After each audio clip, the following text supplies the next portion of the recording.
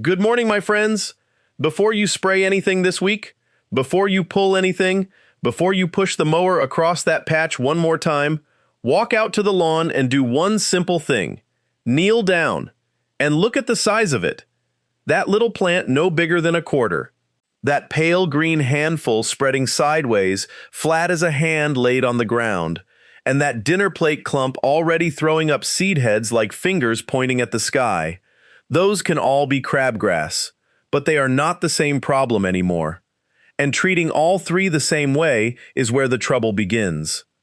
One will waste your money, another can hurt the very grass you're trying to save, and the third is already fighting next year's battle while you're still busy with this year's. So let's sort it out right now. Go look and count. If you can count the plants on your fingers, and each is smaller than your palm, that's case one. You can handle that today with nothing but your hands. If it's scattered all through the lawn, still low, still young, no seed heads yet, that's case two. You have a window, and it's closing. I'll tell you exactly what closes it. And if you're looking at wide, flat clumps with seed stalks already standing up, that's case three. Your goal just changed, and I think you'll be relieved when you hear what it changed to. First, let's be sure we're chasing the right plant. I've watched good gardeners spend a whole Saturday on a weed that wasn't crabgrass at all. Crabgrass grows outward from one center point, low and flat, as though someone pressed it down with a palm. It's a shade lighter than the rest of your lawn, and you'll see that best in late afternoon light. And it loves the hot edges, the strip along the driveway, the border by the sidewalk, the slope facing south or west, where soil warms first and dries fastest. Wisconsin Extension describes that pattern exactly, and once you notice it, you'll never unsee it. Two lookalikes. Goosegrass sits flatter still, in a wagon wheel shape with a pale, almost silver center, and it favors packed-down soil.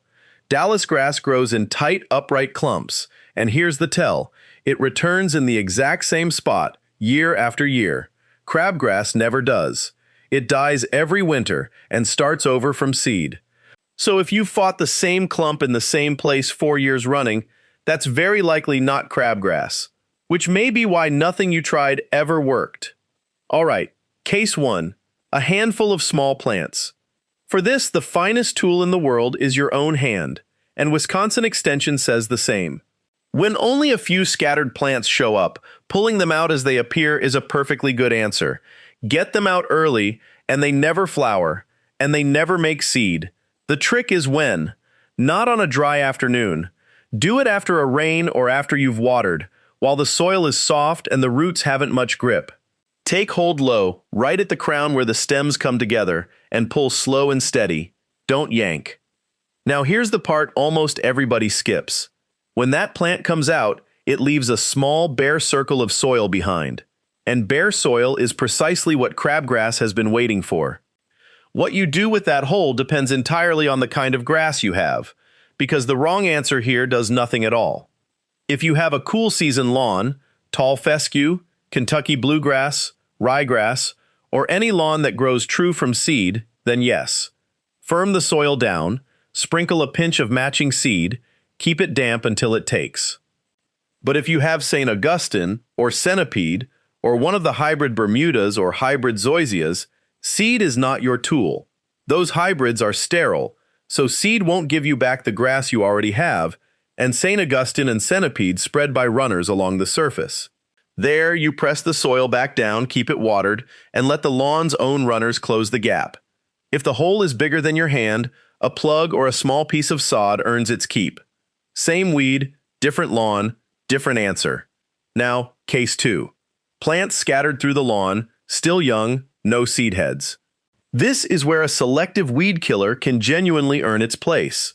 But first, why the young ones matter so much. When that plant is small, you're fighting one plant. Give it a few more weeks of July heat, and you're not fighting a plant at all. You're fighting a little colony, all of it growing out from the same crown. One crabgrass plant can throw out anywhere from 150 to 700 of those side shoots.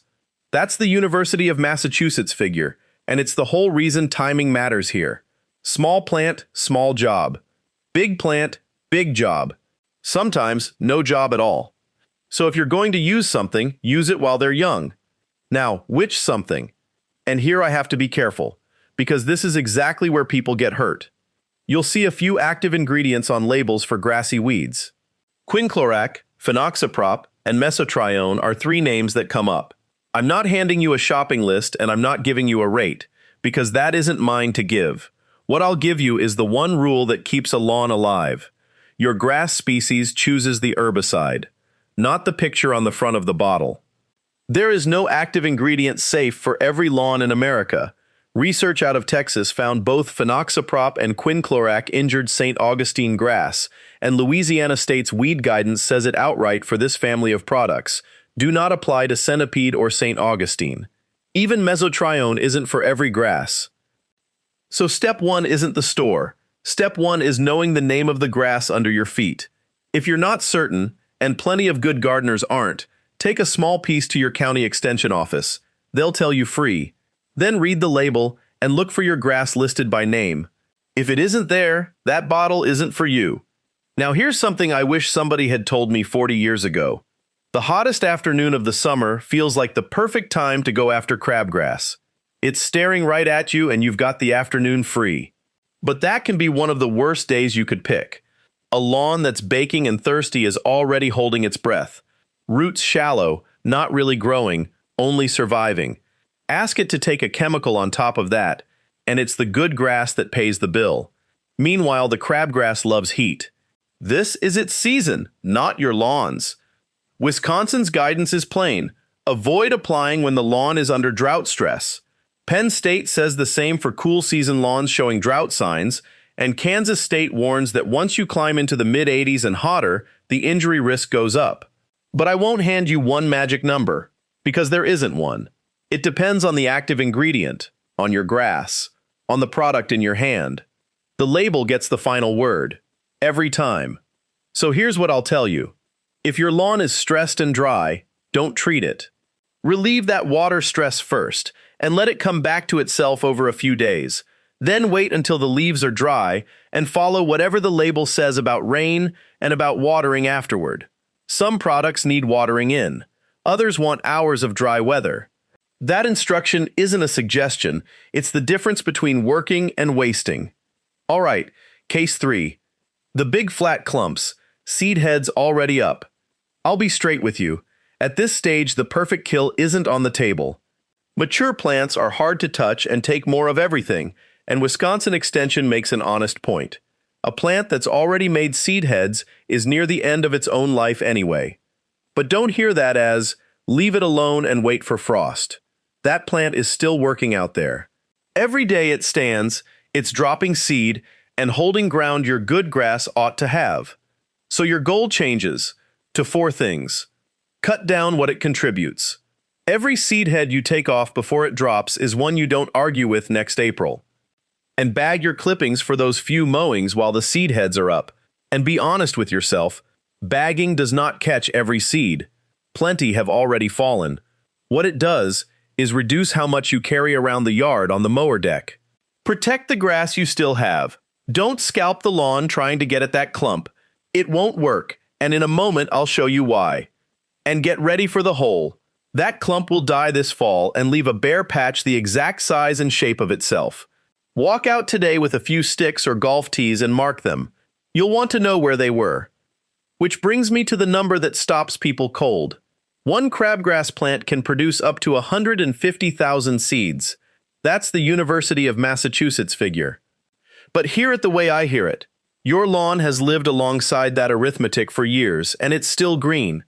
So the problem was never the number of seeds, it's only ever the amount of open ground you leave them. And here's a thing that always makes me smile. That weed you're kneeling to pull? In 1849, the United States Patent Office brought it into this country on purpose, as a forage crop. Somebody packed it up, carried it across an ocean, and believed they were doing American farmers a favor, a gift and a nuisance, depending on who's looking. Now, say you did everything right. You pulled it, or treated it in good time, or frost finished the rest. By November, that crabgrass is gone, and the following April, it comes back in exactly the same spots. That isn't bad luck, my friends. What you left behind wasn't lawn. It was an empty seat, and something always sits down in an empty seat. Which brings us to the biggest mistake in this whole business. I've watched more good gardeners fall into this one than any other. You kill the crabgrass. You see the bare spot. You think, sensibly, I'll put some seed on that. And then, because you don't want crabgrass back, you also put down a crabgrass preventer. And that is how a person accidentally stops the grass they want from growing while trying to stop the grass they don't. Because most preventers cannot tell one seed from another. North Dakota State Extension says it plainly. Those products don't distinguish between crabgrass seed and your desirable turf seed, and they can stay active in the soil for months, killing the good grass as it tries to come up. There are two exceptions, and only two: Citteron and Mesotrione. Purdue's turf specialists note that Citteron lets cool season grass germinate while still holding crabgrass back, though it won't carry you through the season. So here's your rule, and write this one down. Before you spread anything, turn the bag around and find the line about reseeding.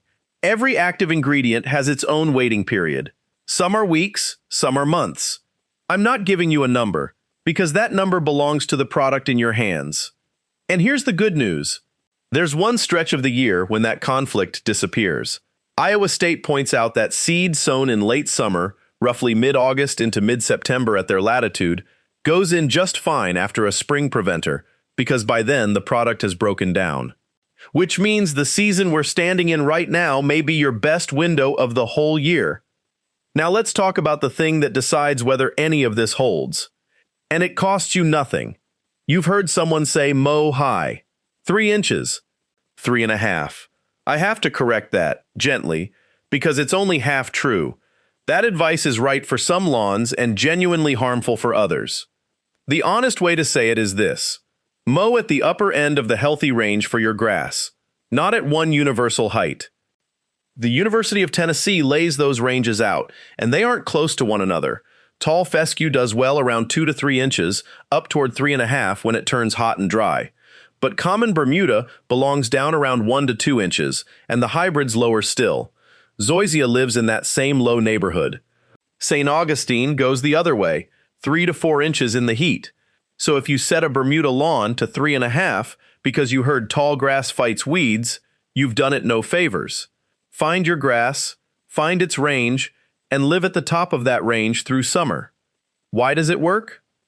A thick canopy shades the soil and holds it cooler, and Michigan State's turf people say plainly that this reduces weed seed germination, crabgrass most of all, and that mowing below the right height brings more crabgrass pressure, not less.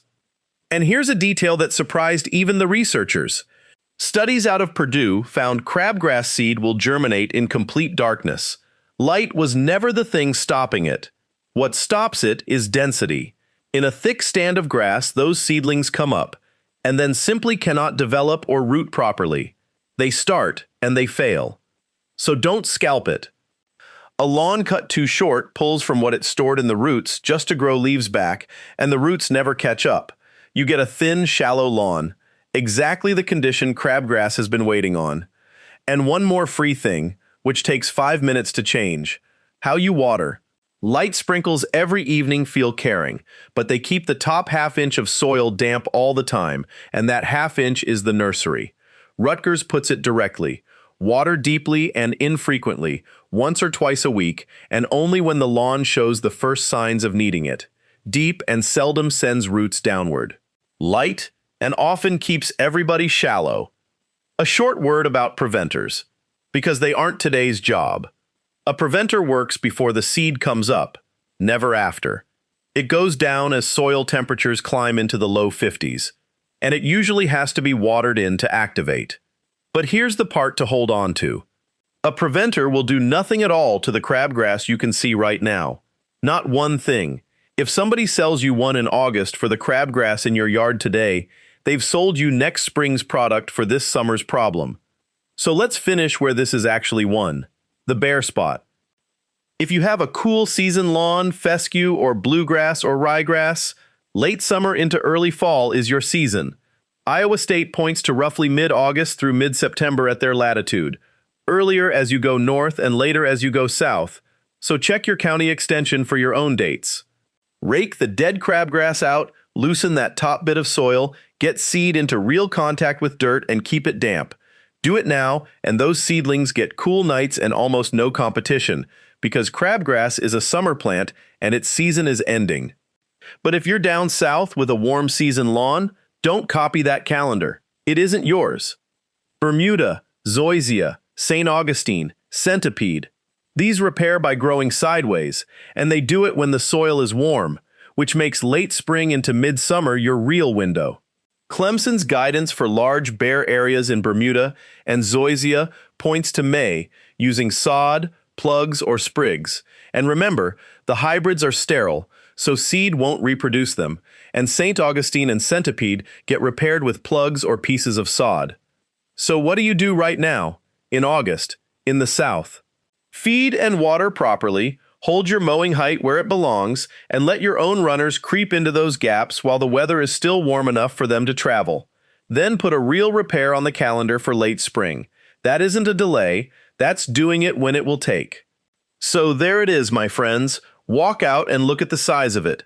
A few small plants, and your hands will do the work. Just mind the hole you leave. Many young plants, and your grass species chooses the product, not the picture on the label, and never treat a lawn that's already suffering. Big clumps with seed heads up, and you stop chasing a perfect kill. Because here's what I've come to believe after all these years out there. Getting rid of crabgrass was never really about killing the plant you can see. It's about taking away the opening the next one is counting on.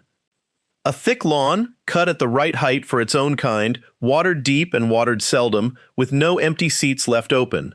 That lawn doesn't have to fight crabgrass every year. It quietly stops offering it a place to sit down. Now I'd love to hear from you. Is your yard a case 1, a case 2, or a case 3 this summer?